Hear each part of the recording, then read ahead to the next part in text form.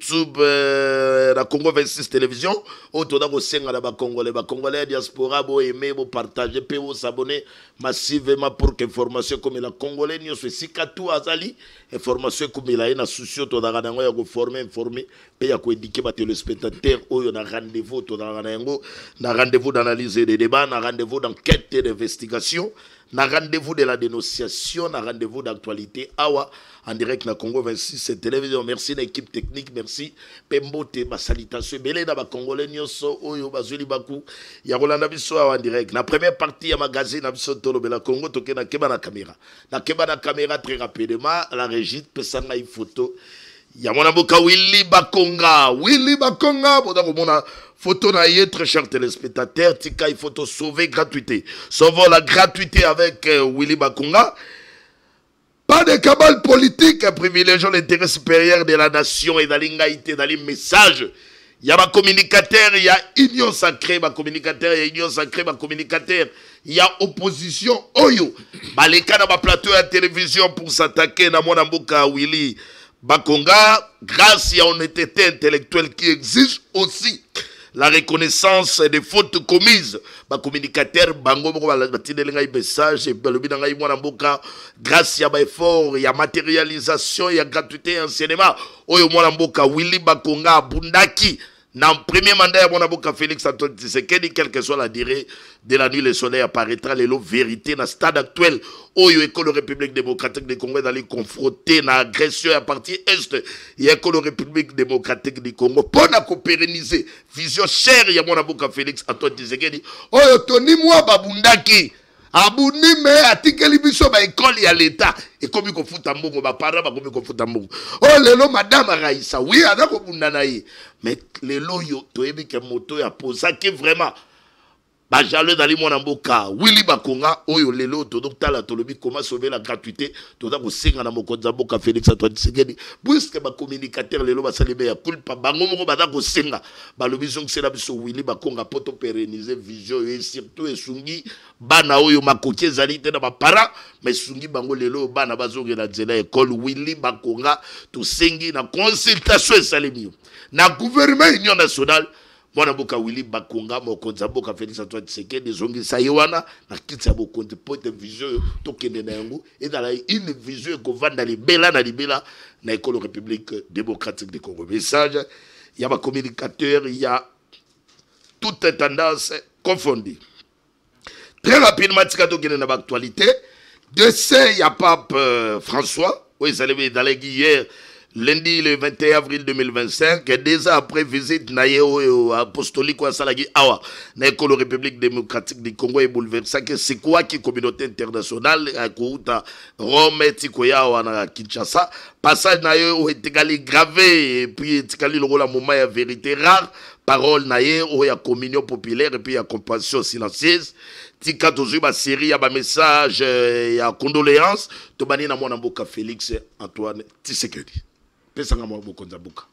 Félix Antoine Tshisekedi a affirmé que les chrétiens catholiques et le monde entier et puis en général et puis les Congolais en particulier ont gardé souvenir impérissable d'un héritage spirituel où il y a Pape François et puis cette disparition bouleversante il y a Pape François et d'aller constituer un vide immense au sein de la population, il y a l'église universelle dans le monde. Voilà dans les messages.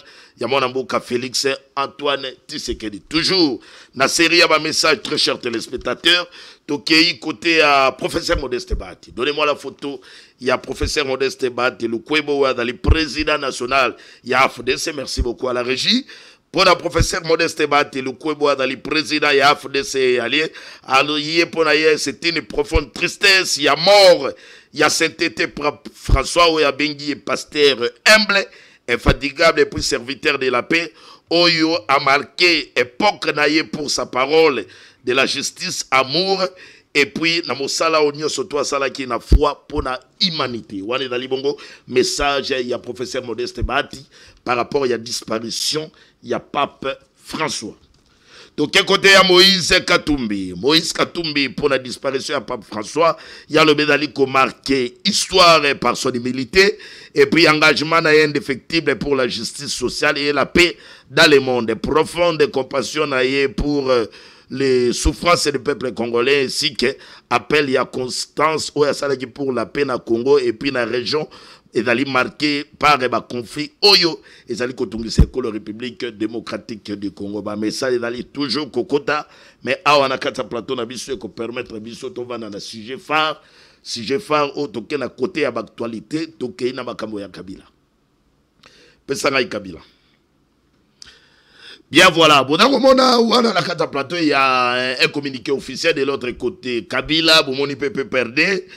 Tikato Kene Kota actualité, vrai fort retour, il y a Joseph Kabila, gouvernement congolais a dali ko lever ton contre Joseph Kabila, n'a pas proche na yeba communiqué bibi to dans la communiqué officiel, il y a ministre intérieur ou ya sali suspension, il y a activité, il y a parti PPRD dans toute l'étendue du territoire et puis a d'abord annoncé ba poursuite judiciaire contre Joseph Kabila. On est dans les VPM, il y a intérieur Jacquemin Chabanito. Quel côté il y a communiqué officiel, il y a ministre de la Justice, Constant Moutamba, il y a d'abord une injonction. L'auditeur général, après la Cour de cassation, a engagé, voilà, la Cour de cassation a engagé ma poursuite judiciaire contre Joseph Kabila et puis ses complices responsables.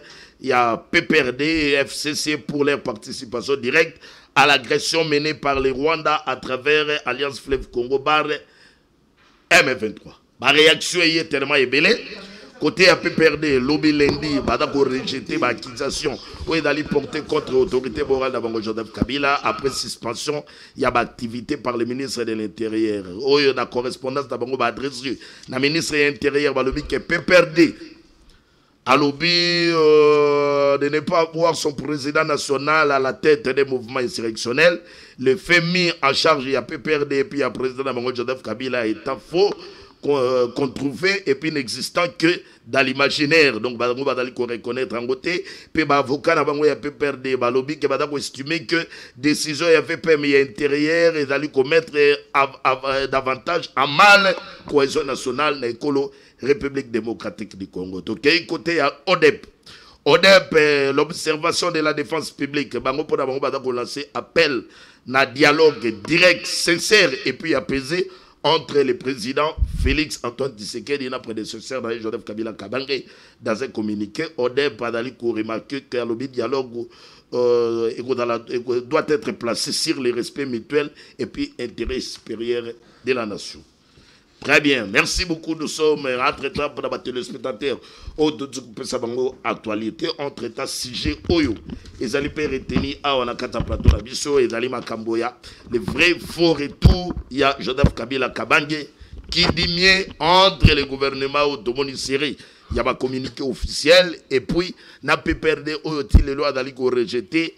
Présence ya Kabila na partie orientale ndenge ba nosa yebiso invité na biso dali mwana mboka Evariste Tshisekedi wa dali communicateur ya union sacrée puis dali au cadre interfédéral de Kinshasa ya parti orange ya président Fiyu Ndondoboni oyo badali parti o badali ko soutenir mwana mboka Félix Antoine Tshisekedi bada pour le compte ya union sacrée yene to bani na ye première partie ya magazine tolo bela Congo lelo ayena ba dossier délai très heureux mwana mboka. Merci beaucoup, Ndekolu Yves Luamba. Merci parce qu'on a mis Koyamba Biso na plateau na bino lelo. Je pense que les alim malana biso ali bosso ya koleka depuis au commis na nouvelle formule Oyo awana Congo 26 les alim malali bosso to leka na sepeli makasi na cadre et puis na pesimbote na ba téléspectateurs nyonso Oyo ba kolanda biso. Et ça depuis moi tango ebele oyo na banor le kasusu na médiaté pour na ba raison oyo ezalaki personnel na zaki pe na déplacement kasisikawa na zongi et na zongi particulièrement aujourd'hui na l'équipe émission na yo parce que ezana makambu oyo na kuti na mboka oyo ko sala motema pasi très bien likambo na kutaka yango ba informaka nga yango année passée to mekaki ko bwa kambela kaskota ke kino lelo likambo échangé te yango na zongi le sous lelo pour que na fongola pena na tali sabana mboka et le chef de l'état na yebike ba ko lande émission oyo pe ba ko yeba nini oyo bazali ko prétendre ko zala ba collaborateur na ye parce que bana mboka ba ko loba nini Evariste Tshisekedi bino ne bozali ko diriger bozali ko soutenir régime ya Tshisekedi mais regarde tala makambo ezo lekana makambo zo le na bato oyo mokonza mboka chela motema soit disant yami bengaka moninga ya chef de l'état wana nakoloba makambo ekolekana na LMC na ligne maritime congolaise et pas wapi DG Mukendi Mbia Mwenza azali ndeko soko pesinga maloba na kota na mozindo na kokota je pense tika na relation. Merci beaucoup. Je crois que de ramasser puisque dans mon dans les éléments de dénonciation, monsieur Darambango to senga dénonciation photo da besoin yango pour nous permettre si ka au canard boité d'aller makambo tamula bien et peut permettre que mon kontambo ka côté la lia la teya et ba que les lo sego mandé da ko kene mbangu da ko kene mbangu soki lelo to tikali gidiba lobby et ko tourner mal contre biso donc nous n'avons pas droit à l'erreur.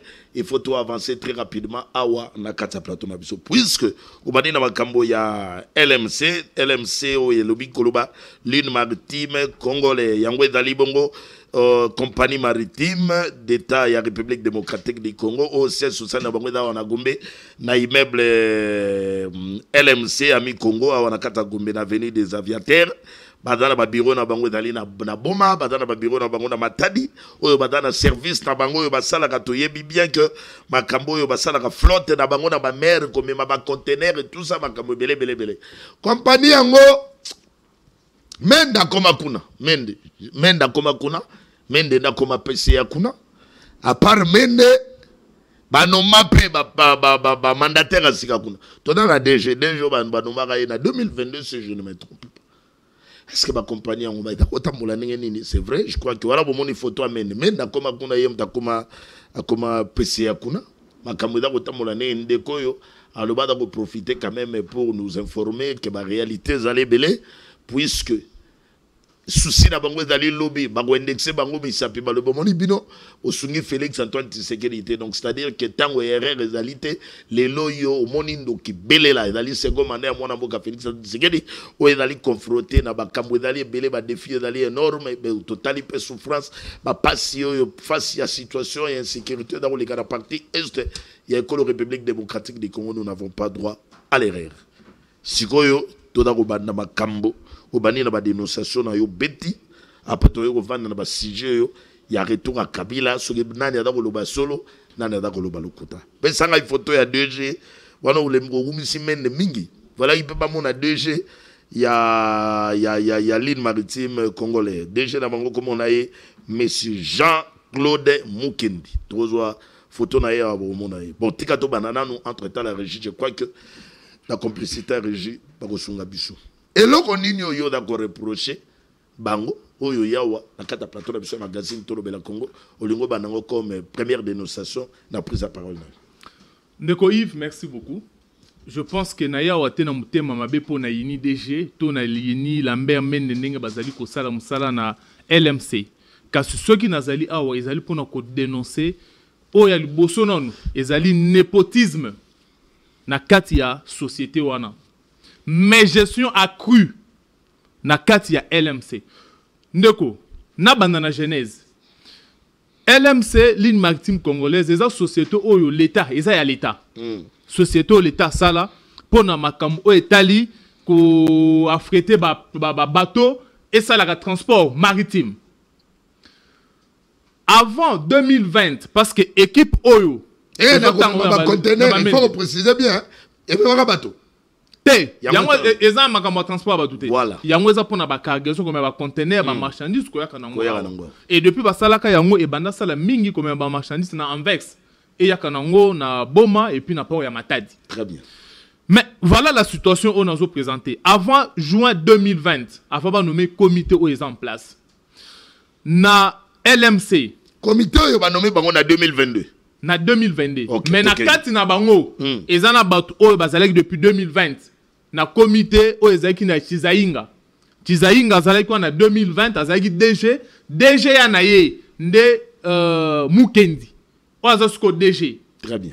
C'est pourquoi nous avons bandatango bayaki. Banda la genèse, ok. Banda la genèse, Régis s'il vous plaît, faut vous accompagner biso pour que tout connaît très bien. Donc le DG, ba mon a 2G oyo yé mutado kamba ligne maritime congolais pour permettre na ba congolais que tout avancer bien à katia débat na biso ba comprendre souci de kolinga communiquer par rapport à ni. Parce que dans DG. Voilà. Jean-Claude Mukendi.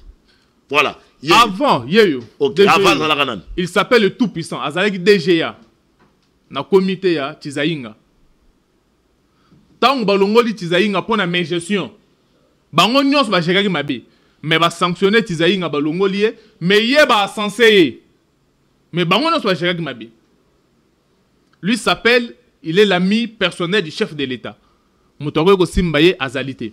Mais voilà la situation. Naza vu que c'est ça la fixation personnelle et pas la DGT. Mais regarde la situation. Okay. Na 2020, tangu baye, bangona batizainga, baye, bakuti exploitation, to production pour ligne maritime congolaise, musana bango ezalinde kwa frete ba bateau et genre marchandise ya kanango boye. Na exploitation, to production à ligne maritime congolaise, babanda kwa frete 2 à 3 navires par mois. Chaque mois, ligne maritime congolaise a affrété 2 ou 3 navires. Ce qui faisait que par année, ligne maritime congolaise a affrété 24 ou 36 navires par année. Et na exploitation wana, bazaleki kaka na 221 agents. Société wana, ezaki na 221 agents. O bazaleki 11 cadres de la direction, 171 cadre de collaboration, na 40 agents d'exécution. Donc, effectif, il y a agent bazaleki 221. Et masse salariale, c'est du foot, il y a agent nyonso, annuellement, na 2020, il y a 1 million 200 000 $. Ndé banda construit masse salariale, il y a agent, il y a ligne maritime congolaise. Ndeko Yves, de 2010, parce que vous ne comprendre.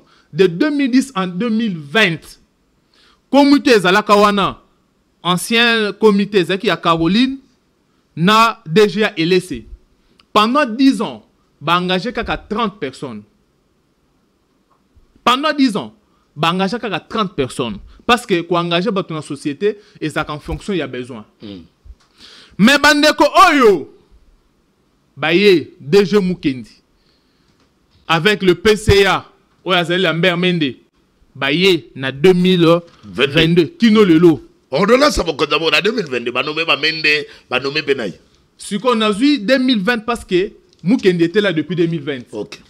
Depuis 2020, Kino Lelo, bah engagé plus de 1000 personnes. En 2020, Adagi DG, Adagi DG. Adagi DG. Adagi comité. Adagi DG, mais en 2022, dès qu'on commence à la tête, il y a l'île maritime congolaise. Ok. Jusqu'aujourd'hui, de 2020, Kino Lelo, Tina, tout le monde en 2024, va engager plus de 1000 personnes. La question simple, c'est-à-dire quoi? Ceux qui vont engager plus de 1000 personnes, c'est-à-dire qu'il y avait besoin, ou bien encore production et mataki. Mais production, avec 221 agents avant 2020, mais il y a commis 1400 personnes au effectif actuel. Il y a agents, il y a ligne maritime congolaise, mais production, exploitation, bah comme quoi fréter navire moko pour 2 mois. Comment ça? Mais il n'y a pas la production. Bah c'est de l'autre côté. Baba qui si agent, mais la production est comme faible. Production est faible. Donc c'est-à-dire, au leba ça l'année banda ça là, 24 à 36 navires au banda quoi fréter par année. Aujourd'hui, ligne maritime congolaise est comme quoi fréter 6 bateaux. 6 navires par année. Donc, année Mobimba, et Zakaka, 6 cours, c'est Salemi. Mais, Bajan a commis 1400. Bah, commis 1400 n'engenin. Qui sont les agents qui ont engagé, qui ont déjà engagé? Népotisme, ça c'est un anti-valeur. Bah, agent wana, majorité, ezali, bande konaï. Ba makangu ya bana na ye. Ba belle-sœur na ye, ba beau-frère na ye. Yo ye ba yamunen. Mais ndeko, na ba no misolo source na ngawa. Ba donner azolo bona na salu ko tuka mutute et salu ba donner vrai. Na société pour no ko comme directeur ozwa fonction to poste ya directeur. Il faut que ça au moins ancienneté il y a 10 ans. Minimum 10 ans. Mais DG Mukendi engagé bana na ye. Oh, bah, ça même pas 2 ans. Bah, directeur. Bah, ça va directeur. Je vais vous citer même leur nom. Ils sont joueurs de directeurs. Il y a Liboso. Engagé Mukendi. Jourdain Biamwenza. Mukendi Jourdain Biamwenza. Peut-être comme Kokan était. Aza directeur. Mais engagé en 2022. Mais aujourd'hui, Aza directeur. Même pas 2 ans. Mukendi Jean-Christophe. 5e mois nanaï. Aza directeur assistant. Directeur assistant, mais il n'est même pas licencié. Bah, a commis directeur pendant que autres temps on n'a pas. Chimanga Daniel, directeur informatique, engagé à seulement pas 3 ans, a commis directeur.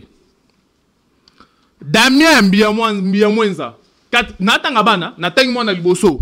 Mwana liboso ezali Mukendi Jourdain Mbiamwenza. Yami Balé, Chimanga Daniel, Yami Satou, Mukendi Jean-Christophe. Mwana naye. Azali directeur. 4e, Mbiamwenza Kalala, wana azali neve. Neve ya DG, directeur. 5e, on attend Moufoura Eric, neve ya DG, directeur, na conseil d'administration. Moufoura Etienne, directeur. Batouno son attend awa, on se passe directeur, mais ça lui même pas 3 ans. Il y a ancienneté na kata société. Et plus grave, Moussoussou, Kabeya Yannick, Aza neve ya DG. Il y a Aza directeur, a commis directeur, mais on est étudiant. Non, 6 classés. Ma commis directeur, na LMC. Là, ce sont bat Oyo, DG Mukendi, engagé, a commis souvent directeur. Pendant que dans la société, est-ce que sous l'œil regardant, il y a la mère Mende wana na 4 étapes PCA, a qui doit accepter au bout de Babylone, on y a ce de Salaboué. Mais, vous savez que pour engager dans la société, oui. Pour n'avoir ma promotion, il est dans le conseil d'administration. Oh, ceux qui a vu, ceux qui a vu le conseil d'administration, PSMT va engager. Donc, mais ceux qui salemi, ceux qui makambo et salemi, ceux qui a tika yango leka, ndeko, natangi mwana moko awa, hein? Oyo nani, comme nani, Mbiamwenza Damien oyo, azak mon 4e fils, il y a déjà Mukendi. Engagé dans la société, mais abandonne l'examen d'État. Dans LMC. Donc, biso son autre aboye, ba diplôme na biso na tinate. C'est comme si na Congo, ba to kosala misala bazalité. Moi nané oya azali no élève, à cause de la examen d'État. Engagé. Et aujourd'hui aza directeur. Même pas gradué. Donc, là, je tente de relever comment est-ce que Matis effectif, il y a un agent, pendant qu'il n'y a pas un besoin. Parce que exploitation equity, mais bon, Matis agent. Mais la question, oh, tu as mis tout les ou bah téléspectateur, bah on a d'abord tout les années. Mais n'est une société production equity, mais bah Matis nombre bah agent et masse salariale et Mati. N'a pas que avant 2020. Masse salariale, il y a LMC, ils allaient qui 1,2 million de dollars. Mais en 2024, masse salariale, il y a LMC, 18 millions. Vous vous rendez compte? En 2020, c'était moins, c'était 1 200 000. Mais aujourd'hui, en 2024, masse salariale, 18 millions. Mais sociétés ont produit, mon euro tawapi. Ne place, na habité, na quoi que juger te, qu'on a que le moyen habité, na quoi le bangote. Mais na lobby boy. Mon oye mati pour fouta bango. Eh bien, où tawapi. C'est au top. Gouvernement congolais. À lobby non, il faut à ça la sous forme il y a appui budgétaire. Oui. Na LMC. On a développement, il y a voilà, pour que compagnie et rassurer, à ça la relance, bateau ya sika, effectivement. Gouvernement appelle ça la redéfense minière dans LMC. après ça bango rétrocession à 100%. Il y a droit à trafic maritime. Ne mbongo ekotaka na LMC parce que mbongo oyo production LMC est quasi inexistante. Il n'y a pas de production. Si comme mbongo l'état zo pesa pour ne appuyer baso mbata ba navire pour ba navire non c'est ça la bato auto louer ya ko louer. LMC ça na navire ata morote. Mais mbongo wana au lieu ba utiliser ngo pour na ko relancer société pour na ko somba ba navire mbongo wana yango nde bazui ba gonfler parce que ça cop ba gonfler bato ba engager bana nkasi bana tout ça ba na ko futa bango ba sala musani parce que no musali ezate. Vous imaginez qu'une société oyo chaque 2 mois ba fretaka navire moko ce que mikolono so ba gena biro ba gena sani. Ils ne font absolument rien. Mais vous engagez des gens pour passer de l'autre côté. Ba yaka na bureau ba fandaka ba signer présence na suka na bango ba 20 000 ba 200 000 et zobima. Donc, c'est là le problème. Et pendant ce temps, nous avons besoin que ligne maritime congolaise est à la mesure. Il y a qu'en 2020, bazala ko sala à peu près par année 24 à 36 affrétations, mais aujourd'hui on a besoin qu'elle augmente. Personnel à Mati. Je vais vous faire une étude comparative par rapport à la société et à la fret. Au moins, une société Oyo, SEMA, CGM, c'est une société internationale. Bango Bazali na 110 000 agents. 110 000 agents. Oyo, Bazali Kosala, Bazana 620 navires. 110 000 agents. Mais Bazana 620 000 navires. Entre Tabiso, on a sali calcul de la ligne maritime, Bazata la navire mon côté. Bazana 1400. Flotte no salema na mois moko na 2 mois. Na 2 mois mbalamoko. Mais Bazana 1000 et quelques. Bazana 1400 agents. Ce n'est pas possible. Et non comment t'es ndeko Yves. Ce n'est pas possible. Pe bandeko ba kota la biso ba ko mitune komi bongo ndenge nini. Tant que na 2020, ligne maritime congolaise a 9 directions. La régie, nadolinga mingi tongo olo baka makambo yo ba comprendre que dans Haïti. Et là makambo yo moto ya dali au cadre na partir dans la kata union sacrée, yena ye pona ko dénoncer. Tchela bango makambo na bango na DG na ye wa da ko dénoncer. Biso na suka to lo baka nous sommes une chaîne de télévision. Ba propos yo moto aye ko lo ba ça n'engage que lui. S'il se sent peut-être que makambo ba lo ba dali à lokuta. Notre porte est ouverte à la Congo 26 télévision. Il n'y a pas même d'autres éléments, d'autres sons de cloche. Tchela yé pena DG na yé, tangada ko luba wa expliquer biso. Bandela côté à makambo yo ya AG, non lobi wana ya ligne maritime nini comparativement à la ligne maritime congolaise wana. Basala combien d'argent et puis basala flotte na bango. Basala combien de bateaux comparativement à biso comme ça dans le rôle une manière il y a quoi interpeller aussi élu du peuple et puis il y a quoi la Moussape encore conscience et autorité oh bateau soit libakou ya rola na biso en direct na Congo 26 télé na calcul na sali hein na sali na ba recherche na yo nyoso sali OK tant on a yo ki bango na talo yo sala ngona na qu'est-ce qu'on a ça la ba recherche na une société oyo CMAC GM c'est une société internationale on a makambuya fret maritime. Société wana 110 000 agents. OK? Bazan a 110 000 agents pour 620 navires. Tant on a ça le calcul, c'est-à-dire pour na bango par navire, bazan a 154 agents.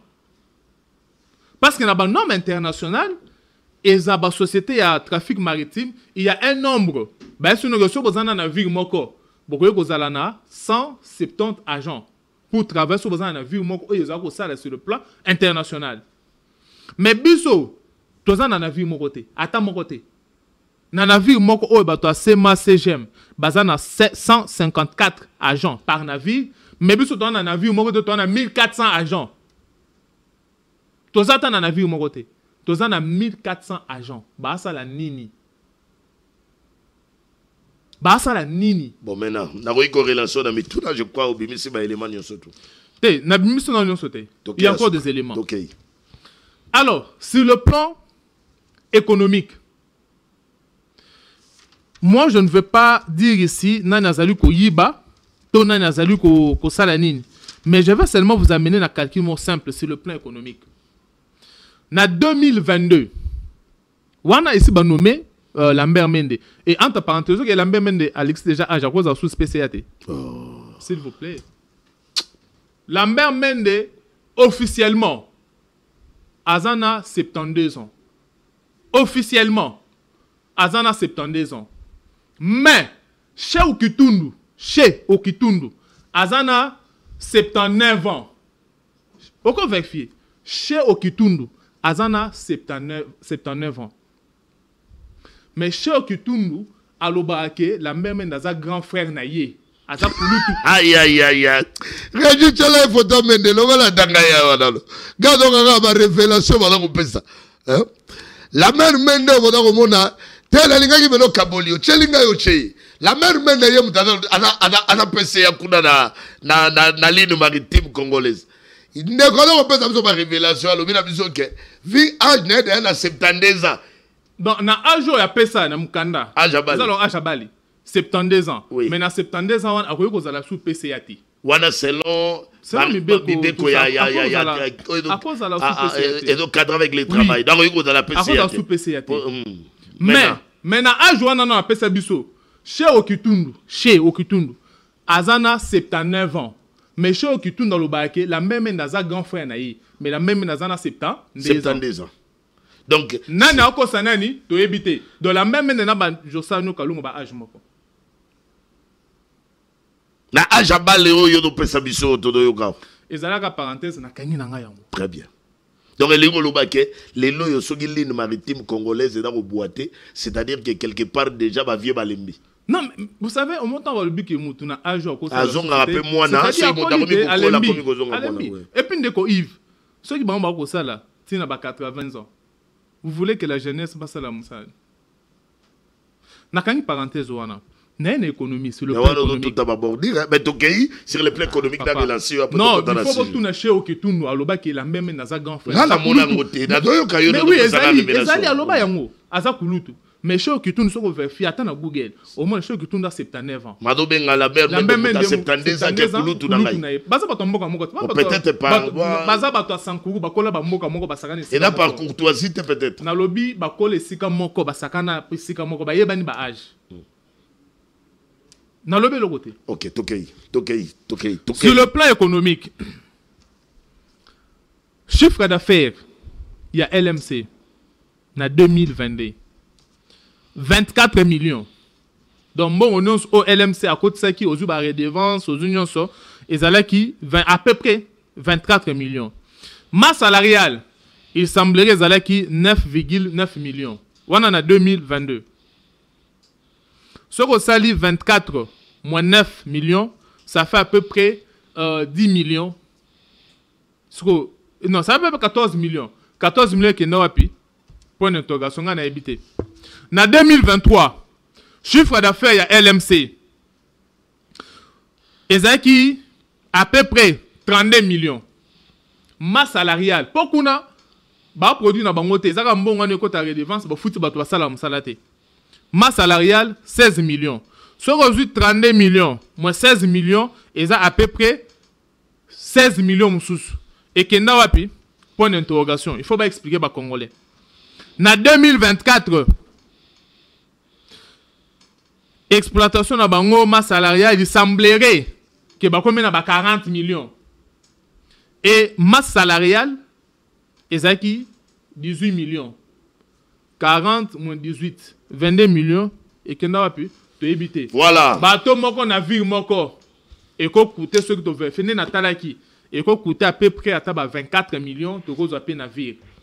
Mais dans la société, il y a rétrocession minier, il y a frais, il y a droit de trafic maritime, bazouana retournant au mine, redevance minier, mais mongoana, ezali ko kende, DG, na DGA. Et puis que déjà dans le BT, hein? DGA dans maman batotika et vanda tukene. Mais azan na comité non, bazan ba PCA na ba DG na ba DGA. Azan mutayi de PES.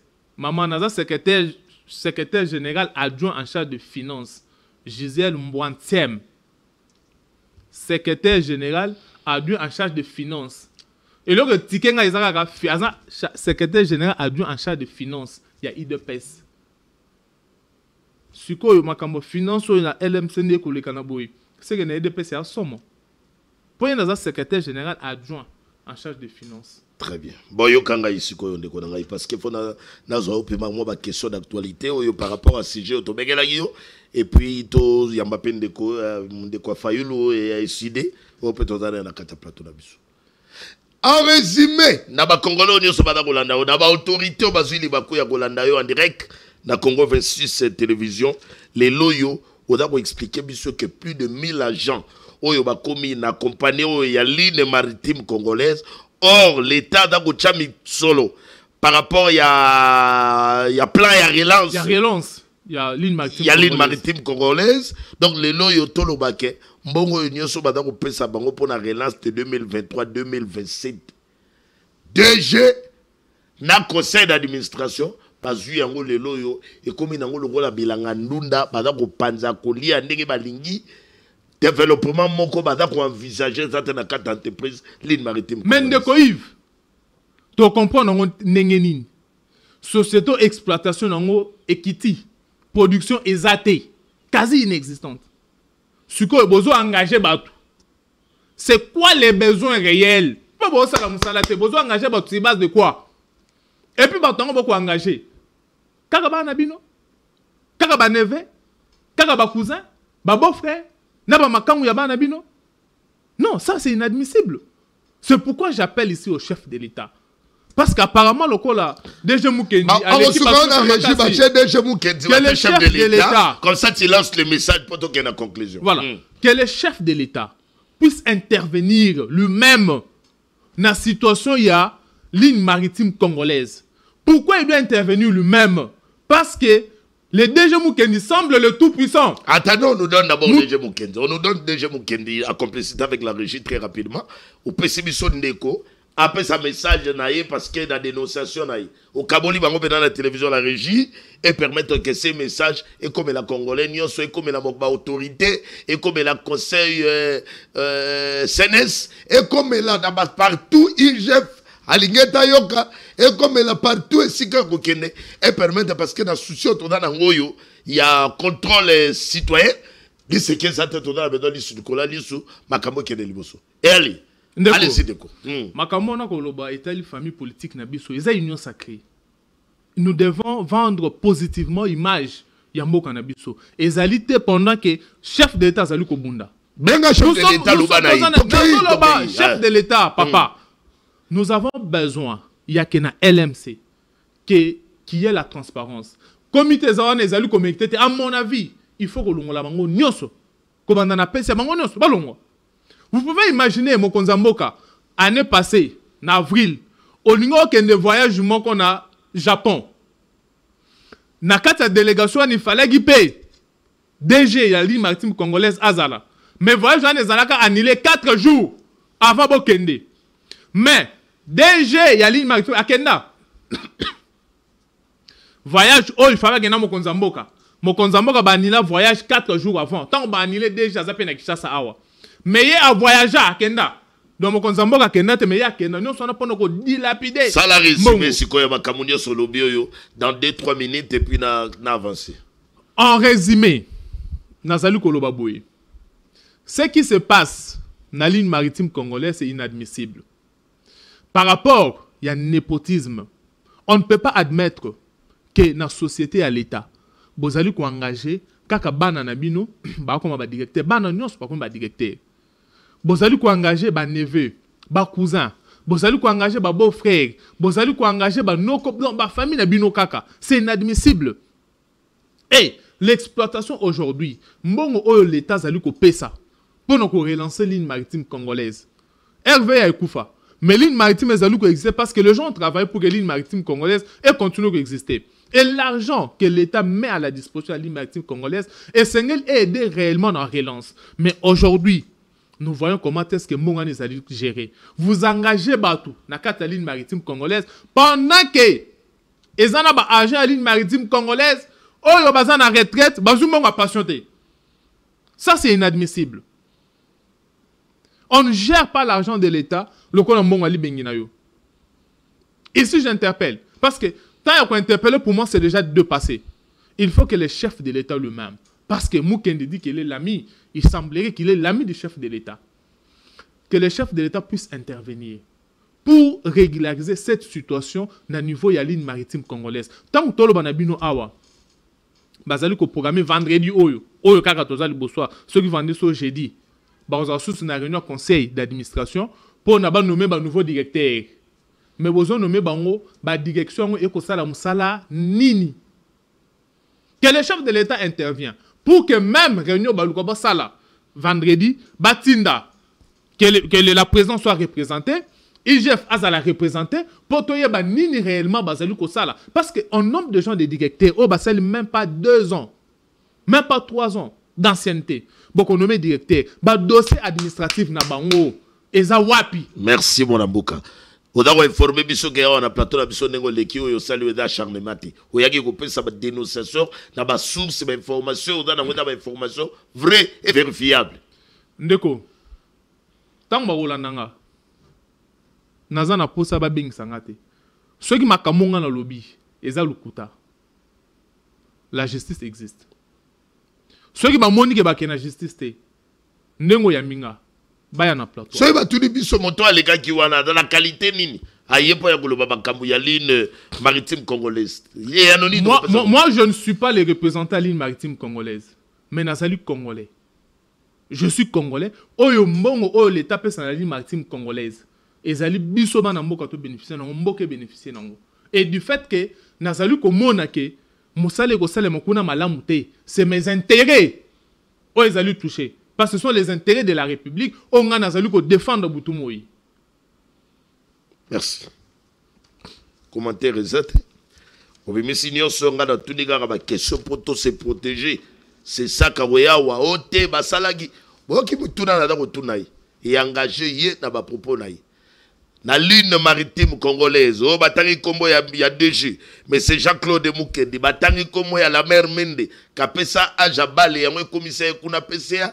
Mais normalement, Kotoyo, Bada Rubenga est pas chez Okitundu dans la 79 ans. Mais son amoni a benga Kulutu dans la Mende.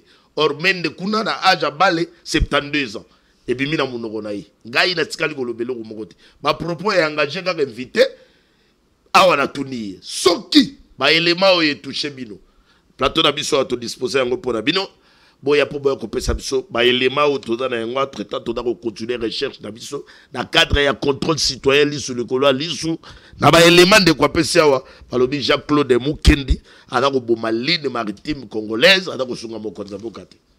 Tika biso to avancer très rapidement dans 2 minutes et puis dans une peine de quoi. Puisque to benga dio makamu ya sujet les vrais faux retours ya Joseph Kabila Kabange. Mituna ezali kidimi.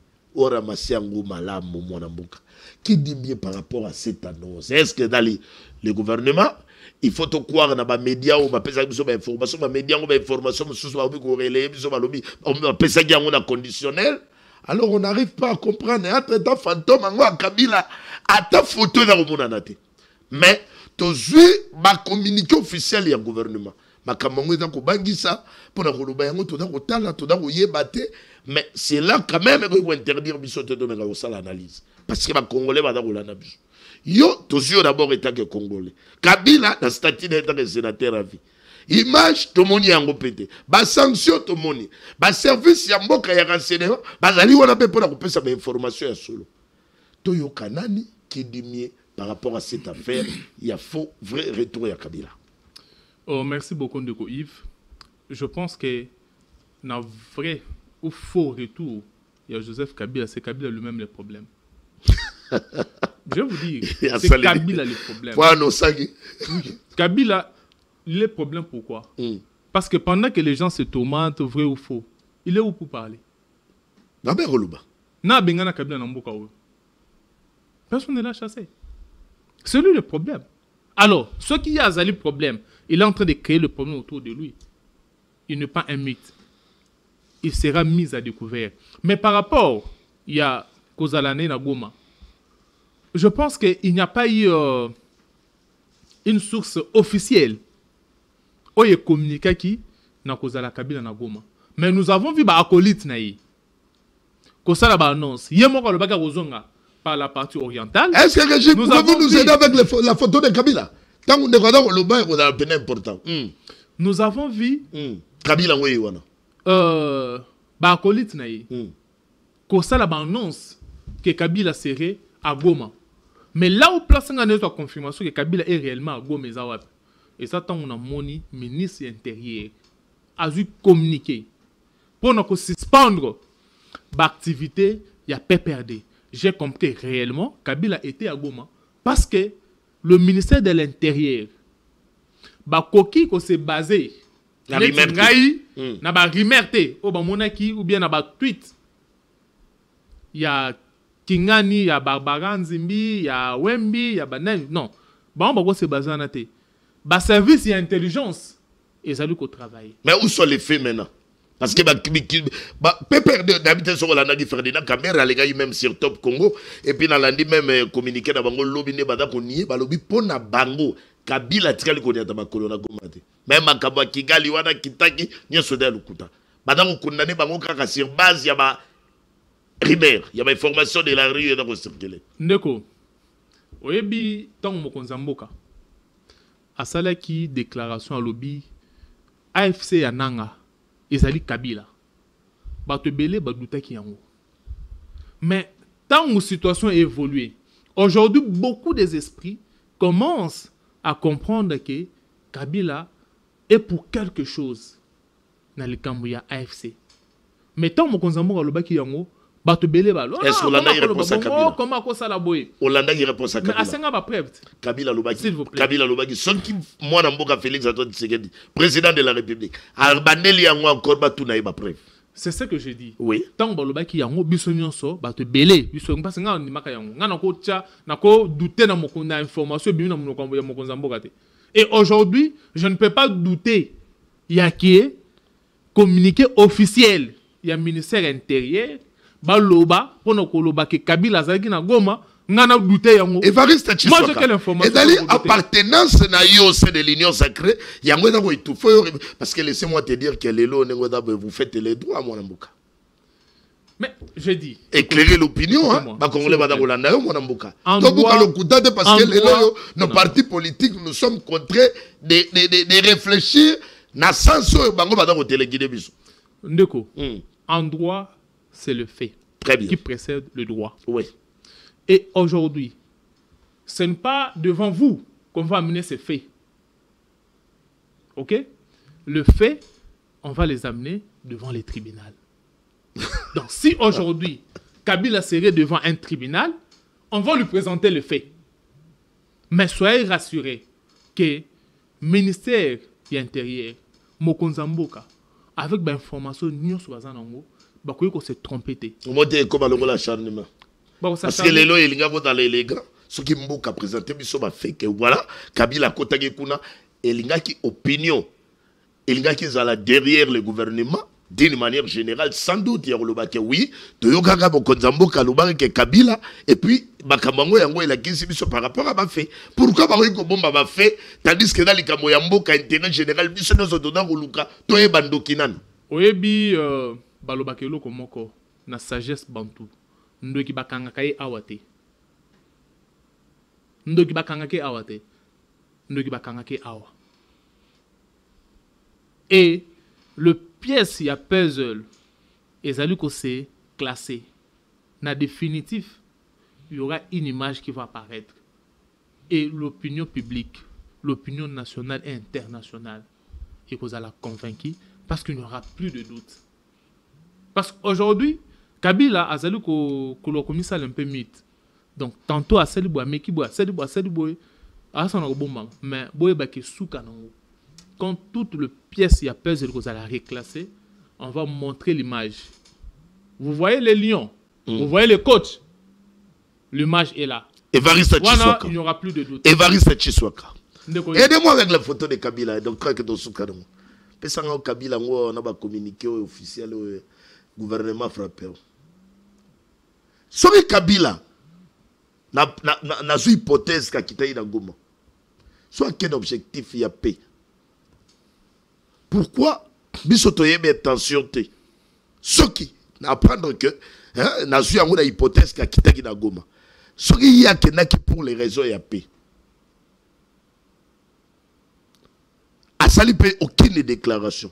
Pourquoi le gouvernement automatiquement sali ba communiqué officiel, il y a ba suspension, ba d'abord à la justice, poursuite judiciaire contre Kabila, mais tandis que nous ne connaissons pas d'abord l'intention à moto, ba le droit, la présomption d'innocence, donc to yebina noté, ça pour autant tout le monde a une série culpabilité, mon amour.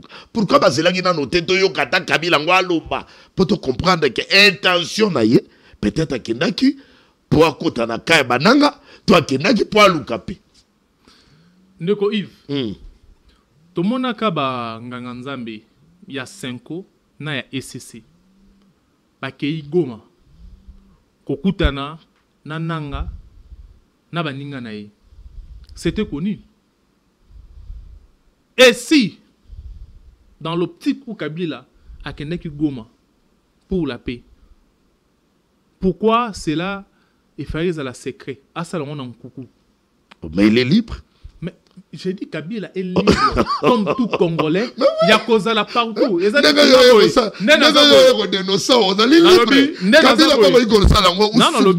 tout comme officialisé, tout comme la discrétion. Interdiction exacte. Interdiction exacte. Kabila peut se promener librement. Très bien. Dans Mboka partout. Mais une chose que je vous dis, Kabila en tant qu'ancien chef de l'État, c'est l'État congolais où il faut protéger. Justement. Sikoyo ye où il faut l'État congolais protéger na Goma kuna soka kei po banani ba protéger et bon kuna en Afrique du Sud dans la rotanga na les protéger mais kuna zamboka mususu ici nous sommes au Congo. Ndeko Yves et va rester juste là. Ndeko Yves nazali koloba boyi hein Kabila azana liberté na ye ya kotambola partout na Congo. Congo zamboka Kabila za congolais mais soki Mutokomi koya. Je prends un exemple très facile. Nanda kunayo Ndeko Yves. Mwana na yo. Oyo. Asali boya ko zananda kunayo. Kokota na chambre. Kokota na kata salon s'il vous plaît. S'il vous plaît. Kokota na salon, kokota za libre. Mais ce que moni mwana aye avant kota komi ko donker so tala. Ceux qui osent parents, tu comprends déjà c'est que les Kambozali. Parce que ça libre ko tambola. Mais ce qui est donc pour nos côtes, donc c'est que. Malheureusement, moi, on est ennemi. On comprend que les Cambozali. Oui. Les Arabes oui, non. Il y a un problème. Peut-être c'est plus agréable. Non, c'est plus agréable. Moi, j'ai toujours dit. Ce qui est plus agréable, ok? Kabila Okende Goma, Aza Congolais. Mais seulement parce que lui doit être protégé par l'État. Ce qui est bombier kuna. Ceux qui sont parce que lui doit être protégé. Bacha va policier va protéger Kaye. Ah là là là là. Bacha va policier va protéger Kaye. Ce que soit que na goma kuna babomi. Le Congo aura perdu. Donc Kabila ne peut pas se promener. Ce que soit que ça les mabongo, c'est qu'il y a un problème. Il y a un problème. On va faire tout ça en droit à part la loi, la légalité. Au moins vous qui faites le droit, quand on fait allusion à circonstances atténuantes ou circonstances aggravantes, ok? Ce ne sont pas des circonstances juridiques, ce sont des faits sociologiques, ce sont des faits philosophiques qui peuvent faire assez que considérer que c'est une situation atténuante par rapport à vol ou par rapport à telle chose. Dans l'immunité, Kabila. Oui, il bénéficie de l'immunité. Et tant que sénateur à vie. Et surtout la sénateur à vie. Dans l'immunité, dans le privilège, quand même. Bon, dis-moi maintenant, si on a déjà tout bon injonction, ministre de la justice, dans le Sénat, Kotoyo, na justice, déjà, il faut initier une action, une poursuite judiciaire contre Kabila. Dans l'andi Koto, ministre intérieur, le Bingapé, dans le Sénat, cour constitutionnelle et tout ça. Bon, au-delà de tout, makambo ebele ma message mususu déjà ba bien naie ba perquisition makambo ebele.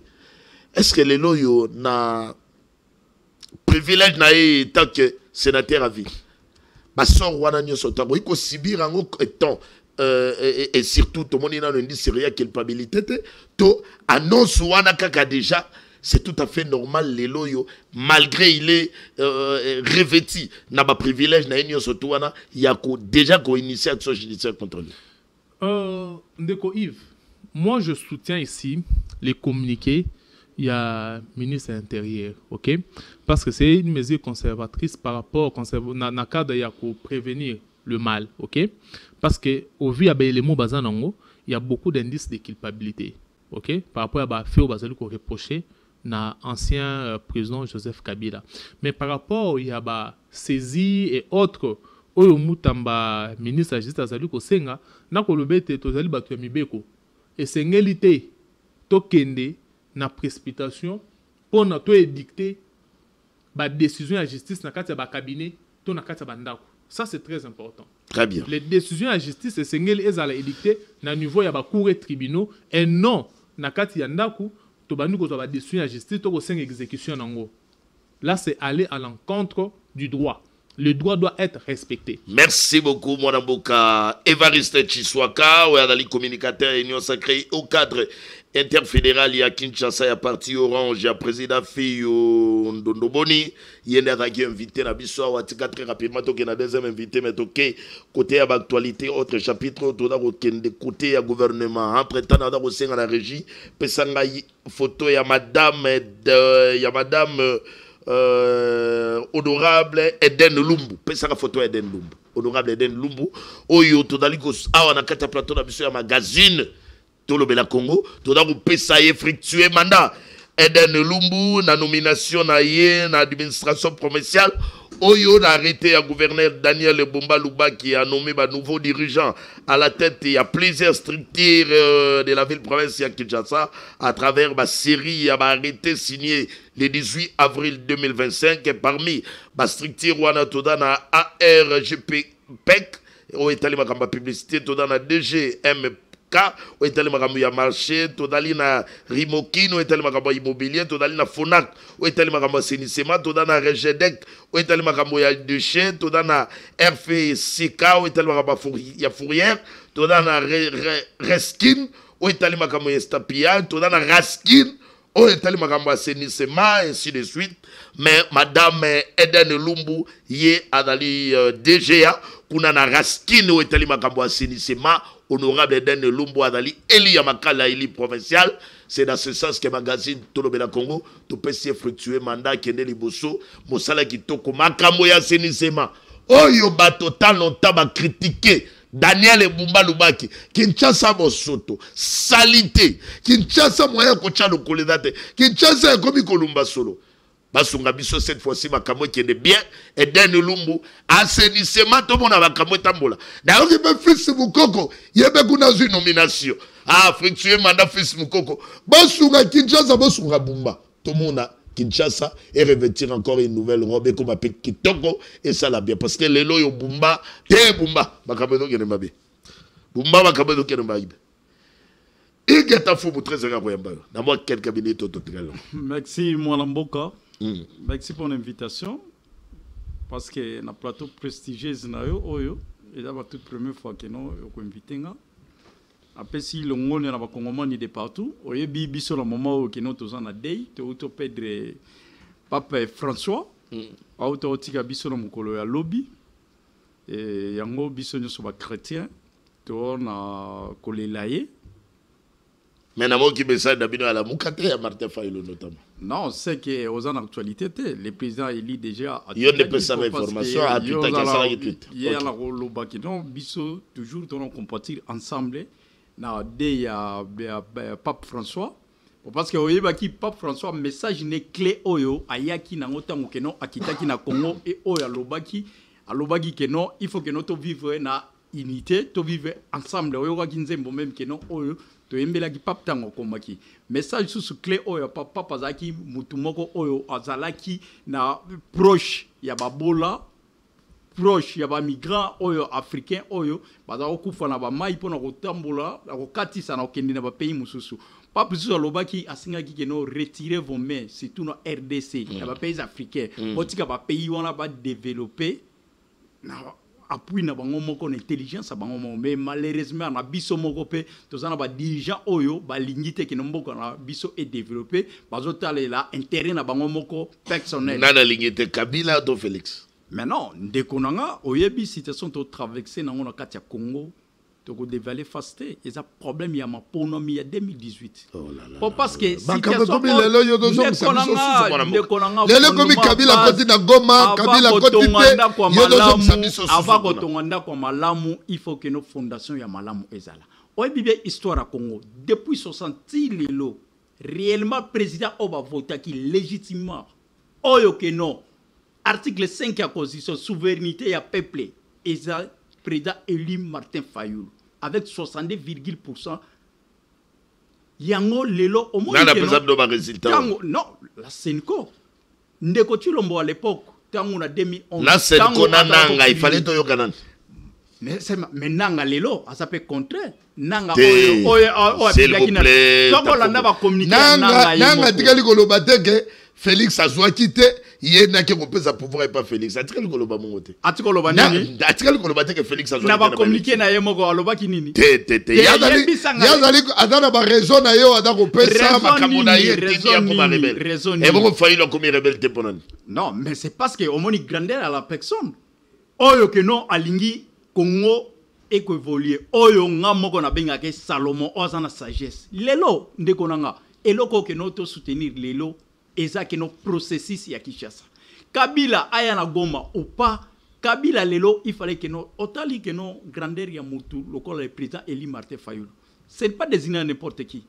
ba publier résultat na ba butu na ndenge sila ki na ba 3h du matin na 6h du matin na sa na résidence ya président Eli Martin Fayulu lors de la publication il y a 2018 tout le monde na tongo azo kita alobi que no vous m'attendez pour que no to lobela makambo politique a démarré mutuka na ye na mamester bake d'abord na losambo bake ko prier ba ye ko zonga après to bandi ko sursoir makambo ya politique ndeko nanga eza que no désigner na mutu nyonso te mais ti lelo mutu oyo que no azo proposer tout ça monsieur Chilombo à l'époque a dit que non awa lelo il faut que donc na ba réforme interinstitutionnelle mbele lelo makambo nyonso to la to subira ngote ndeko nanga lelo le président Eli yemutu aza porteur ya cohésion nationale oyo alobi vérité réconciliation cohésion nationale donc biso to soutenir processus ya pacte social ya Senko pas parce que nini tant biso nyonso to vana autour d'une table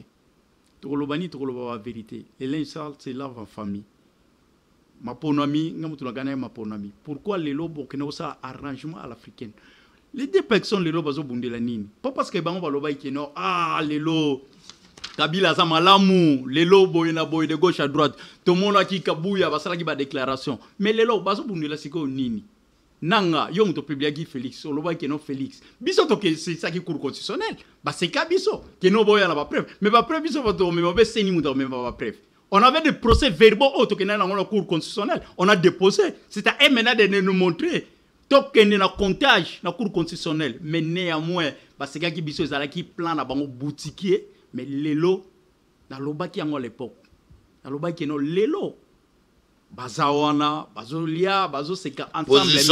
Néanmoins, on se rattrape dans le moment où. Landangaï. Position à Martin Fayulu par rapport à Manungu nungo ya ba kambo ya Kabila koti na Goma we ya koti te puis l'état congolais koto to moni ministre de justice to moni ministre ya VPM intérieur ba da côté VPM intérieur da côté déjà dans les jours à venir ko initier ma poursuite judiciaire contre Kabila bino position na bino Martin Fayulu yé pas da proposer ma processus à Kinshasa au regard ya makamonio surtout na position da ya da Lubanini Hollanda discours dernièrement il y a Kabila le président Eli a fait ça déjà position aloba que non mais c'est Kabila le Congo a tout donné mais c'est Chilombo aujourd'hui situation Congo est zanango ce qui ont se ressaisi de soutenir processus il y a Senko na SSC on la perdant. Pas parce que l'unique solution au lelo, tout ça en face de la vérité, et ça yango wana.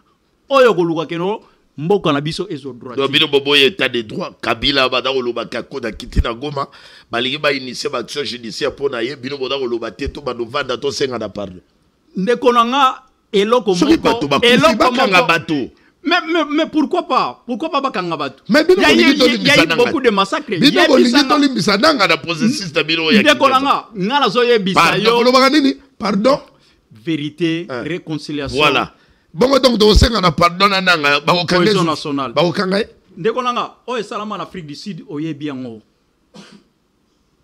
yango biso pe lelo ndenge za boye pacte social wana eza eloko moko ke no poto bomisa parce que eloko eza moko oyo ke no lelo mboko na biso eza na bage eza makama ponami yeba ke no lelo tango nazomona des fameux pasteurs là oyo lelo ke no bango soko landi me ba discours même ya bango bazolo biso bato fabriquer ki ye po akoma maquiller ye mais azalaka na obédience na bango te ozomona ke no ne basaka na république na nation mobimba parce qu'il y a un intérêt masqué na bango moko que non boké boye bozui après bo sacrifier une nation pas parce que les los ne otozabu surtout bongisi ma ponami oyozo ya 2028 que le vrai gagnant a gagné peuple va décider ce qui peuple ba lobby que non le président Eli va décider va soutenir ce que notre moni que non ba peuple ba lobby que non mutu mususu o ba moni que non ba voter na ma ponami tout ça ni to ko applaudir pas parce que souffrance moko to souffrir nango eza crise de légitimité tant que non peuple va décider qui va lobby en 2018 Kabila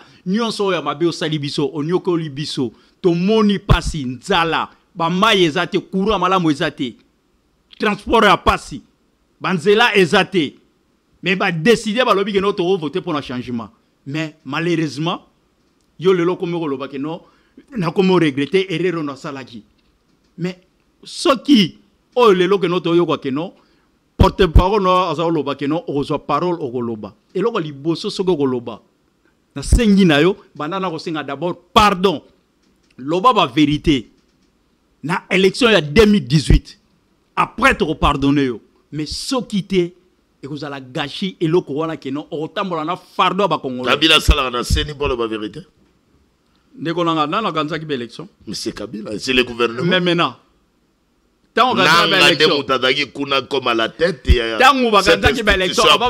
résultat moi j'habitais limité pona nini ke no bande ko la biso na bataki ba poudre bazo tambola pa mille chemins à la fois to éviter tout le chemin nini ko ma biso na sali merci na yo tafumu na passage na yo Dekolanga merci beaucoup tozawala to la soutenir pe cardinal pe amongo parce que ba rimere za obima ke no lelo so ke no ozala pe ke no opote ke no lelo ke no parmi to da pape noir parmi na histoire ya biso pe na kata Afrique lisu parce que et salama déjà mais ce qui lelo pe ke no et salami lisu ke no cardinal amona il faut to ko yo na cardinal cardinal amongo donc il a marqué un soutien na yo oui je crois que avec la régime au sunga biso pe yango parce que hier aza mutu oyo azo bunda format que non pour intérêt ya mboka format que non bo to soutenir et parmi que non présidium wana ya takina Félix Makasi sera comme non takinete non quand il dit la vérité reste la vérité mais exactement